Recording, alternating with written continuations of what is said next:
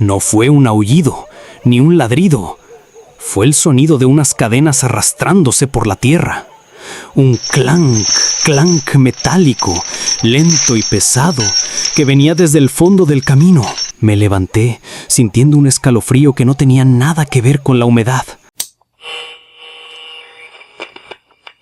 Mi abuela solía decir que hay lugares donde el aire es más pesado, y que en esos sitios las viejas historias dejan de ser cuentos para convertirse en advertencias. Nunca le creí. Crecí en la costa de Veracruz, con el olor a salitre y el sonido del mar como mi arrullo. Las noches eran sofocantes, llenas de mosquitos y el canto incesante de las chicharras. No había fantasmas, ni brujas, ni hombres lobo. Eso era cosa de los cuentos de mi abuela. Hasta que una noche, la realidad me alcanzó.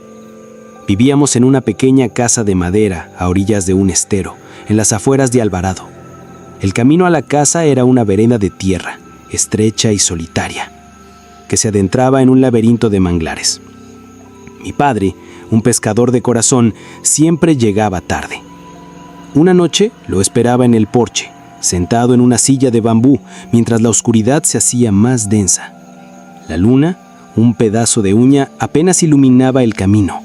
El aire estaba tan quieto que casi podías morderlo. Fue entonces cuando lo escuché por primera vez. No fue un aullido, ni un ladrido. Fue el sonido de unas cadenas arrastrándose por la tierra.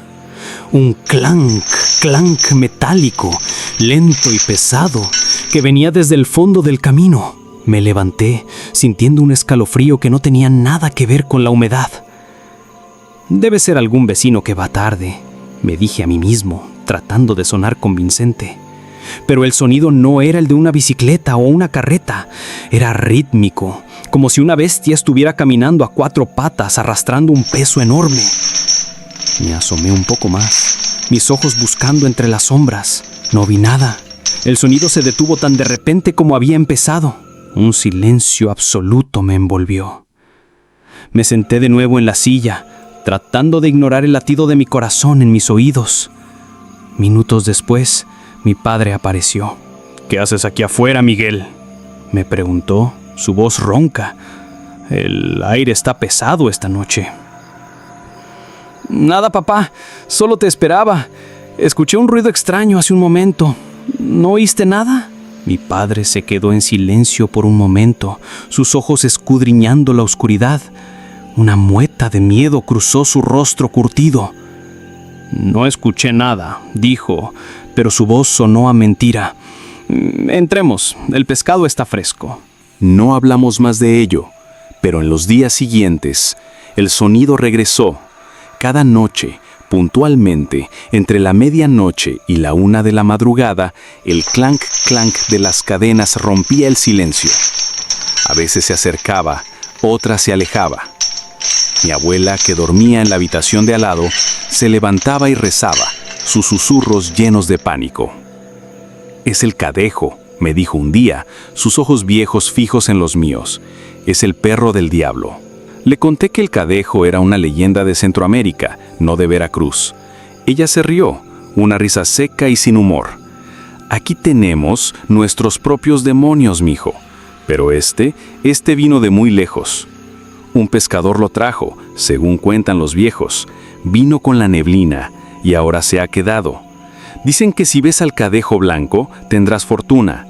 Pero si ves al cadejo negro, el de la maldad, te seguirá hasta que te robe el alma». Yo le dije que eran solo tonterías, pero el miedo ya se había sembrado en mi pecho. Una noche, el sonido de las cadenas se detuvo justo afuera de mi ventana.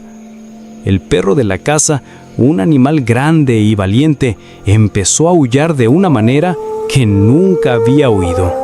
Era un aullido de puro terror.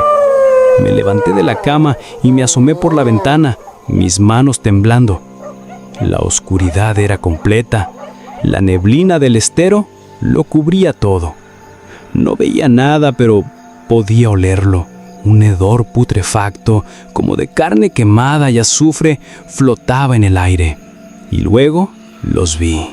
2 ojos rojos, del tamaño de carbones encendidos, brillaban en la oscuridad. No parpadeaban. Solo me miraban fijamente con una intensidad que me hizo sentir desnudo, expuesto. El terror me paralizó. No podía gritar, no podía moverme. Solo miraba esos ojos que parecían un pozo de maldad. El Cadejo, el perro del diablo, estaba ahí, justo afuera de mi ventana. Su aliento era un sonido rasposo, como si estuviera jadeando. El sonido de las cadenas volvió a sonar, más cerca, más fuerte, clank, clank, clank. Los ojos rojos se acercaron a la ventana y pude ver la forma de un animal monstruoso, un perro, sí, pero del tamaño de un caballo. Su pelaje era de un negro tan profundo que parecía absorber la luz. De su cuello pendían unas cadenas gruesas y oxidadas que arrastraba con un ruido infernal. Su boca se abrió, mostrando unos colmillos amarillos y podridos. Una baba espesa y negra goteaba de sus fauces. A robar lo que queda de mí. Sentí que mi alma se encogía. El Cadejo me había encontrado. El Cadejo negro. Lo que quería no era hacerme daño físico. Quería mi alma, mi paz, mi cordura. Dejé de mirar y caí de espaldas golpeándome la cabeza. El perro de la casa dejó de aullar y se hizo un silencio absoluto. El hedor desapareció. Me levanté lentamente, mi cuerpo temblando. Me asomé a la ventana de nuevo. Ya no había nada, solo el silencio de la noche y el canto de los grillos. Al día siguiente, mi abuela me miró con una expresión de dolor. ¿Lo viste, verdad?, me preguntó. Sí, abuela, lo vi. Ella no dijo nada más. Supe que ella lo sabía desde el principio. El Cadejo, ese ser de leyendas y cuentos, era real y me había elegido. En las noches siguientes, ya no oía el sonido de las cadenas. Al principio me sentí aliviado. Pensé que se había ido, pero luego me di cuenta de algo mucho más aterrador.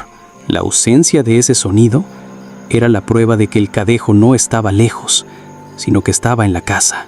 Lo sentía en el aire, en el susurro del viento, en las sombras que se movían en la oscuridad. Me había robado la paz, el sueño.